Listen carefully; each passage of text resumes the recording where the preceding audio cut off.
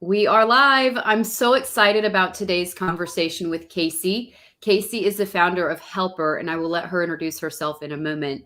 But before we jump into the interview, I wanted to set the stage about why this conversation is important. So, as you all know, I serve the military spouse community, and through my work at the Military Spouse Chamber of Commerce, this year I have done a lot of work in how to make a military,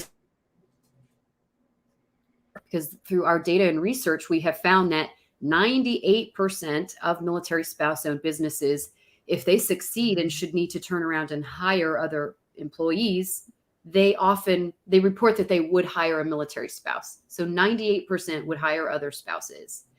And when we kind of open up and look under the hood and think, what makes a good employer? We often fall to the conversation of what benefits does that employer offer me? So we started researching what kinds of benefits that we could help provide and make more accessible to our military spouse business owners. And this is how I came across Kasey, and this is how I came across Helpr. So Kasey, I would love just to take a few minutes and get to know you and why you ended up working in the childcare industry. Okay, well, thank you first and foremost for having me. It's such a pleasure to get to know you and your work and learn so much about the military spouse community. So a true honor for me. But yeah, my background's all in childcare. Actually, my mom had a daycare center in our home when I was growing up. So childcare is just something I've known for so many years. And I've always been in the childcare space as an adult with my businesses. And Helpr is a global childcare and adult care SaaS platform. So we help employers facilitate backup care subsidies hour by hour. And our goal is to kind of find people wherever they are. So these childcare deserts that everyone's talking about. And we try to find a way to help families in the way that they need to be helped. So, really letting parents drive the benefit itself. That's wonderful. So just maybe a more basic question to get us started here. What is backup childcare? Right. So this is something that I think is very important for all of us to understand. We really think about childcare in two ways, right? There's the primary childcare, that's your full-time care. That could be the single stay-at-home parent. That could be your full-time daycare. That could be your full-time nanny, whatever is sort of your go-to full-time 40 hours, what have you, per week. And backup childcare is the secondary childcare that fills in those gaps. So studies will say that it's anywhere between 8 and 12 days per year that a parent, and now we're talking if there's two parents, double that, right, in the household, 8 to 12 days per year that people have to take out of work because of their childcare gaps. So holidays don't align, work schedules, school schedules, this type of thing. And so backup care is a way for employers to kind of give a little bit of extra resources, whether that's capital or childcare sourcing itself, so that employees can kind of bridge that gap. Specifically, we typically see women carrying that load.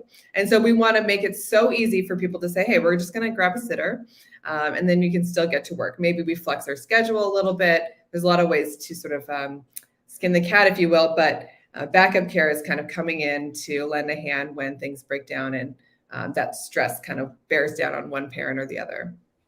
And so this applies not just to child care, but this applies to adult care, as you just mentioned. So talk about in real life, no matter whether you need a child care provider or somebody to help out with your adult, what does that look like in execution? How would the platform work for me?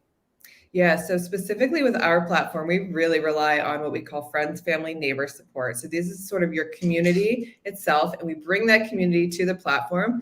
So you can think about it like you create your own individual Uber, right? Where every driver is your friend, family, neighbor, people that you know and trust that can kind of lean in and support you. Of course, our platform can help you find more care providers if you don't have enough. But in a specific use case, what we would see is, let's say there's a diagnosis, for example, of a parent that might need, there's a surgery or some sort of, need for care. And let's say, the caregiver, the employee themselves aren't in the same state. You would facilitate care hour by hour with these friends, family, neighbors. So you're able to say, okay, my mom, Melanie, her neighbor, Karen, can step in for a couple hours here and there until I'm able to find that full-time care that she needs, or just until the recovery is complete. So let's say it's a couple of weeks surgery recovery. We just sort of bridge that gap until mom's ready to get back to her normal routine. Okay. And who is Helpr for? Is this for, professional individuals? Like, who is the user of this platform? Yeah, so the user of the platform is any caregiver. So we're talking about parents, we're talking about the sandwich generation, which is a huge number of people at this point. They're taking care of both kids and adults.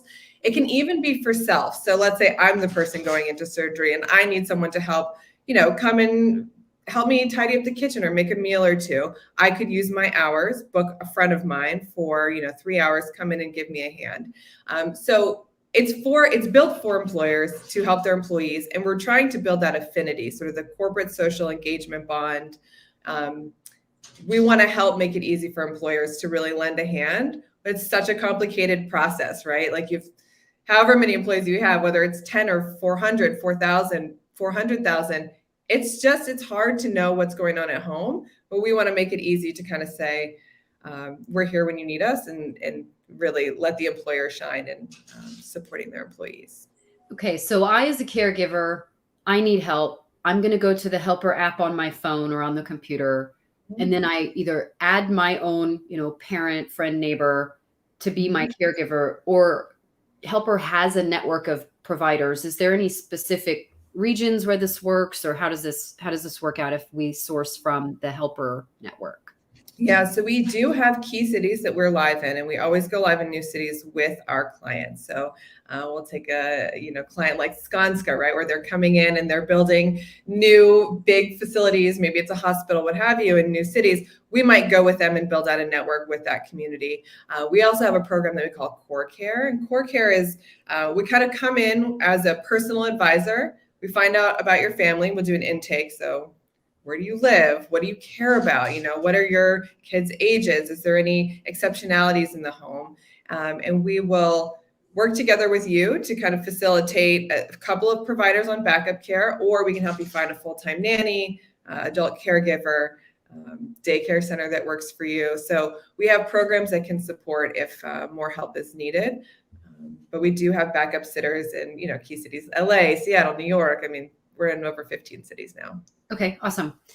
And so let's talk about, if I'm an employer and I'm interested in providing Helpr as maybe a benefit to my team, what do I do? What does this look like? Yeah, so you would just reach out to us, and we do have an exclusive military spouse for the chamber discount that we're prepared to share. So please reach out for details. But it works like a SaaS fee with the cost of care added in. So essentially, for access to the app and all of our management and services, we have a small fee. And then you decide what you want to offer to employees. So you can say, you can check boxes for adult care, child care only, depends on what you're looking for. You can set the subsidy rate. You can even tier it for different employee sectors. So if you want to say, I have a retail location and an HQ, and we want to give the retail employees more because that's just how the operations can run most smoothly, you can offer 80 hours per year to those folks, and 50 hours a year to those who are, flexing work, working from home, that type of thing. So it's really, really flexible. It's really up to the employer what, to tell us what their employees need. But we can go live in 2 weeks for, US based companies, and it takes a little longer for global, but, we're pretty flexible and quick to jump things to start. Okay. And is there, like, as the employer, cost wise, what is the total impact, say, per employee? Is it based on the hours you use, or how does that work? Yeah, it does. It's based on this. So you get to decide, like I said, so we will help you make estimations on what the cost of care will look like. But I would say a very robust program, especially with the cost of care kind of jumping this year. I think everyone's talking inflation. We've lost a lot of childcare providers in the field, which is why it's helpful to work with grandma or, neighbors and friends that you know and trust. But we'd say like a $15 per hour subsidy is strong, depending on where you're located. And then 100 hours per year is also strong. you can vary those numbers, of course, as employers, but you can run the math on what that looks like depending on how many employees are caregivers in the organization. Okay, so that's a very generous, $15 an hour at 100 hours per year, and you can tinker with that. If you are the recipient, if you are the caregiver that's using Helpr, what does it cost me to use Helpr? Yeah, so this is what's beautiful about the program. So we're the first platform of this type to offer a subsidy and not a reimbursement program. And so what this does is it helps families say, you're bringing your different care providers, and let's call the subsidy $15. Let's say that I'm paying my neighbor 17, and she's a college student, and let's say I'm paying my mom 15 an hour because that's just what she's agreed to. She won't accept anything further, right? So when I'm paying mom and I go to book the actual sitting appointment, I'll put in my times, my days, which of my kids are going to be there, what I need from the day. So I'm like, today is all about homework help, please, or give me a hand with the kitchen, whatever it is. So I pop all that in. And then if my neighbor accepts before my mom, because I have that $15 an hour subsidy, I'm paying $2 per hour for her. So if I'm booking 3 hours, 2, 4, 6, right?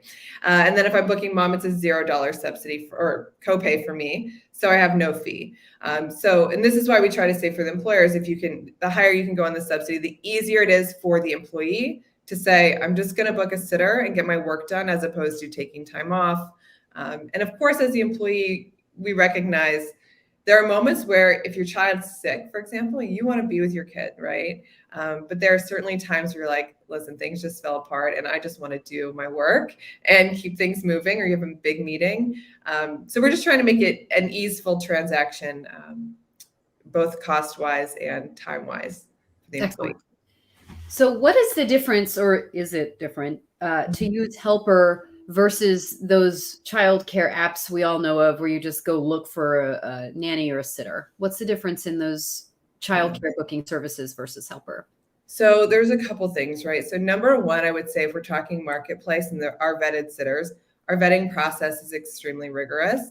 And at the core of it, we're not just looking for folks who are not criminals, right? They can pass a background check. We're so much more about, emotional intelligence. What does this person bring to the table? We're really looking for role models in the community, people who are going on to have really awesome careers.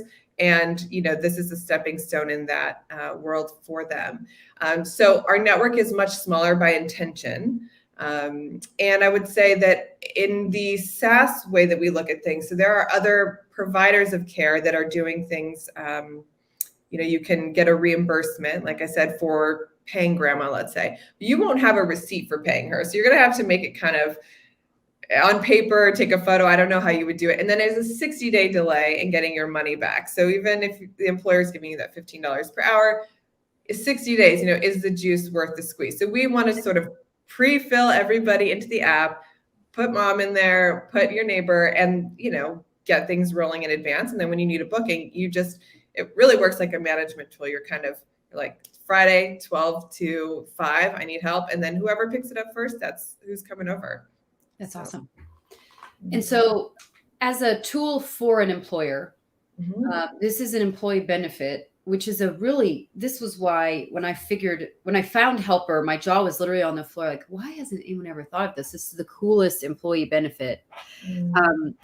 As a company, what does Helpr help you do? Is it something that you use to attract talent? Is it something that you use? Tell me what's the benefit if I'm a company and I'm considering maybe investing in Helpr for my team. What's the benefit? Well, 100% it's about attracting the right talent. We all know how hard, especially moms, can work, how sort of ambidextrous that we can all be.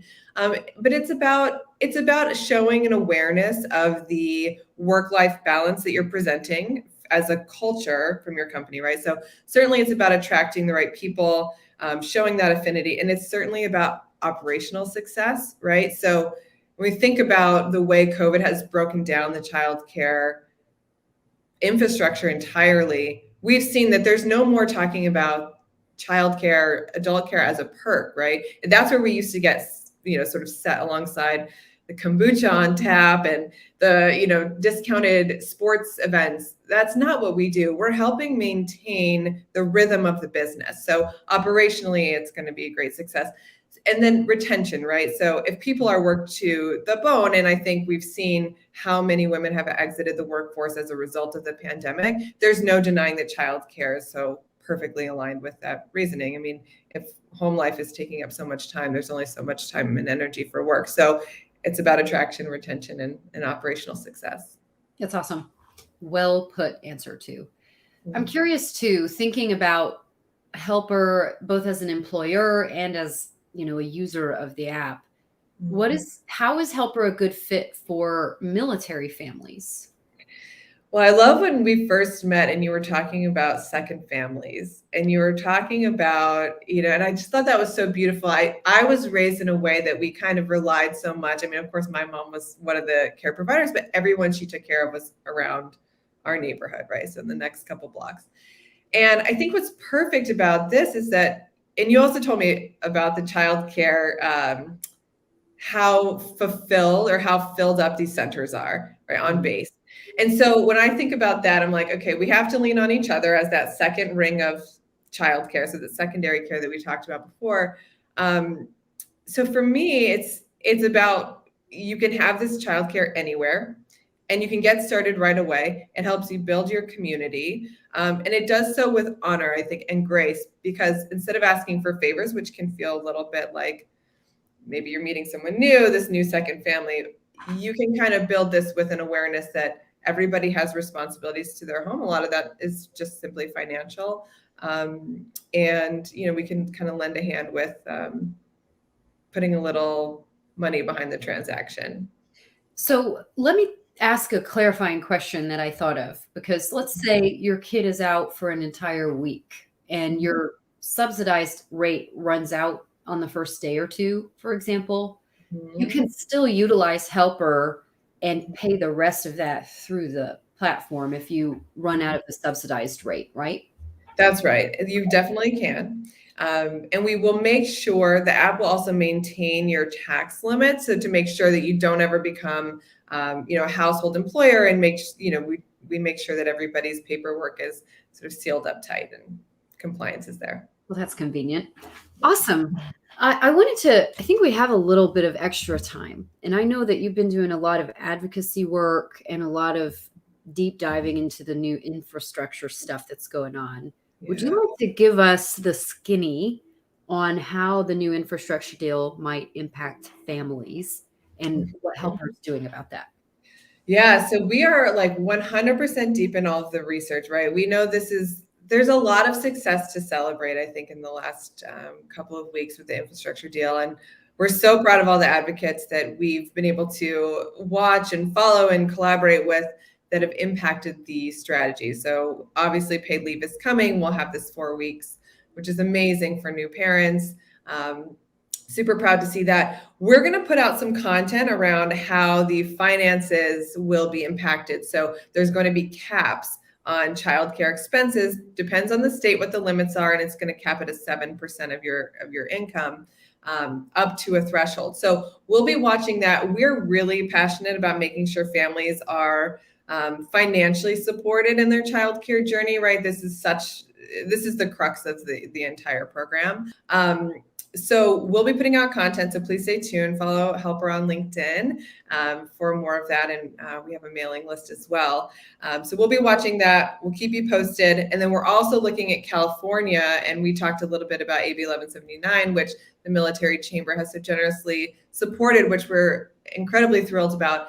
And this is an invitation for employers of a certain headcount size, those who've done so well, especially in the pandemic, to layer in additional support and really let California shine as this progressive state that we talk about being. But this will help more families access childcare by inviting these employers of 1,000 headcount or larger to provide 60 hours a year of backup childcare. So if anybody's interested in learning more, please do join us on the site as well. Curious about that data for California AB 1179. Roughly the impact of having 60 hours of backup care for your employees is, what was it that was in that white paper? $50 an employee, or how does that look? Yeah, so the numbers are really beautiful when you look at utilization rates, because we know that people will be offered benefits, and most people will learn about them. Some people will use them. And mostly when we look at the use case, it really is for those who are in need, right? So it doesn't get overutilized. And so when we take that utilization into account, it really chops up to just $50 per employee per year, which is really not much. We think about, gosh, like paying for lunches for our employees, and it really isn't much more than that.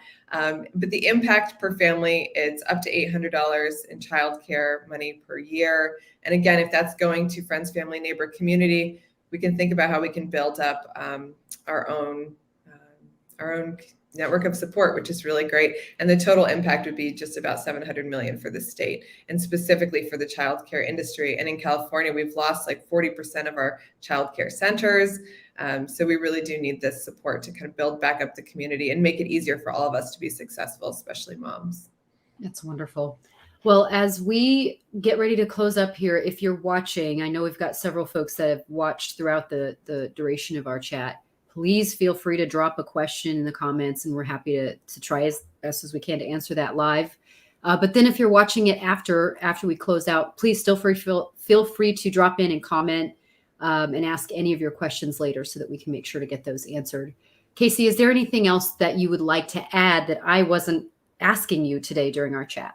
No, I think it's really wonderful to share what backup care is. So I appreciate you having me today. And I think as we all learn what this benefit is and how, it's been something that's been around for many, many years, but it's traditionally been only for intellectual workers, only office workers, our lawyers and our accountants. But we're so proud that we can offer this to retail employees and manufacturing employees and the rest of us that are really making things turn here in the U.S. So I appreciate the opportunity. Absolutely. And what I really loved about something you said, and it definitely resonates with military spouses, is about you do have to rely on your neighbors and your friends and your family. And this platform allows you to do that without it feeling like you're asking for favors and, taking from your neighbors. And you get to do it with honor, with grace, and you give a little something to your neighbor for helping you out. So I love how you phrased that, and I'm going to take that quote down and save it in my back pocket. So Kasey, I deeply appreciate having you out today. This video is going to be saved on Facebook and YouTube for long term. I know on LinkedIn it sort of drops off sometimes. So if you want to reference it later, you can find it on the Military Spouse Chamber of Commerce Facebook and YouTube page. Kasey, thank you so much for talking with me today. Jamie, thank you. Thank you for all your work, and we'll see you soon. Awesome. Thank you, everybody.